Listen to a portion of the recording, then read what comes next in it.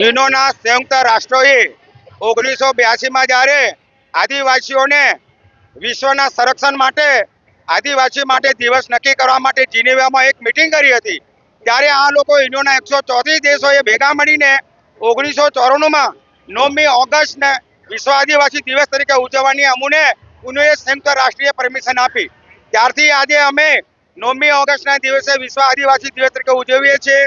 અમારા બોરેલી તાલુકાના બોરેલી શહેરમાં બોરેલી આજુબાજુની તમામ અમારી આદિવાસી જનપ્રિય, પ્રકૃતિને ખોળે ખેલનારી, પ્રકૃતિને માનનારી, જળ જમીનને માનનારી, આ પૃથ્વીને ધરતીનું રક્ષણ કરનારી આ અમારી આદિવાસીની જનતા આજે આ 9મી ઓગસ્ટના દિવસે જ્યારે રેલીના રૂપે પોતાનો આનંદ માણી રહી છે, ત્યારે સમગ્ર બોરેલીના તમામ સંપ્રદાયના તમામ મુસ્લિમ સમાજનો અમે આભાર માનીએ. કેમ કે આજે અલગ અલગ જગ્યાએ સ્ટોલ ઊભા કર્યા છે. બિરસા મુંડાની પ્રતિષ્ઠિત મૂર્તિ સામે, બિરસા મુંડાની મૂર્તિ સામે, બાબા આંબેડકરની મૂર્તિ સામે ત્યારે અલીપુરાની ચોકડી પર અમારું સ્વાગત કરવામાં આવ્યું હોય, ત્યારે આજે અમે બોરેલી જાહેર જનતાનો આભાર માનીએ છીએ. જય જોહર, જય આદિવાસી. જય જોહાર, જય આદિવાસી. આજે 9 ઓગસ્ટ વિશ્વ આદિવાસી દિવસ ખાતે બોડેલી ખાતે એકદમ સરસ એવી ભવ્ય રેલીનું આયોજન કરેલ છે, જે ગોપેશ્વર મંદિરેથી નીકળીને મેઇન રોડ થઈને આપણે ટીસી કાપડિયા કોલેજ સુધી જશે અને ત્યાં સભાનું પણ આયોજન કરેલ છે. તો સભા પછી આપણી રેલી સમાપ્ત થશે.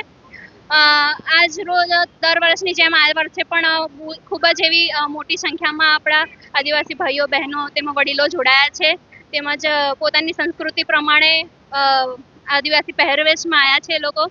તે જોઈને ખૂબ આનંદ થયું કે આપણી જે અત્યારના જમાના પ્રમાણે જે આપણી સંસ્કૃતિ ભૂસાતી જાય છે તેને આપણે જાળવી રાખીશું. બધા પ્રયત્ન કરી રહ્યા છે કે પોતાની જે રૂઢી પરંપરાગત જે ચાલતી હતી પૂર્વજો જે આપણને આપી છે પરંપરા, તે બધી આપણે આગળ લઈ જઈશું.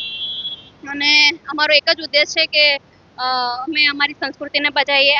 આ બધા આદિવાસીને ભૂલતા આવ્યા છે બધી પોતાની સંસ્કૃતિ, તો અમે બસ એ જ અમારો ઉદ્દેશ છે કે અમે અમારી સંસ્કૃતિને આગળ લઈ જઈશું. Thank you. જય જોહાર, જય આદિવાસી.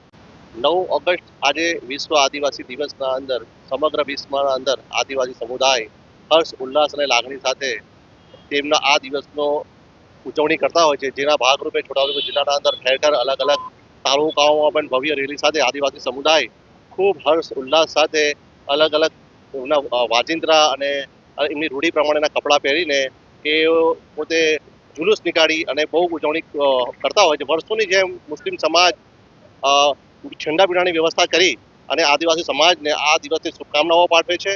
અને આદિવાસી સમાજ જળ, જંગલ અને જમીનની અંદર આસ્થા રાખનાર, પ્રેમ લાગણી અને દયાની ભાવનાવાળા સમાજને આજે અમે બોડેલી મુસ્લિમ સમાજ ખૂબ ખૂબ શુભકામનાઓ પાઠવે છે.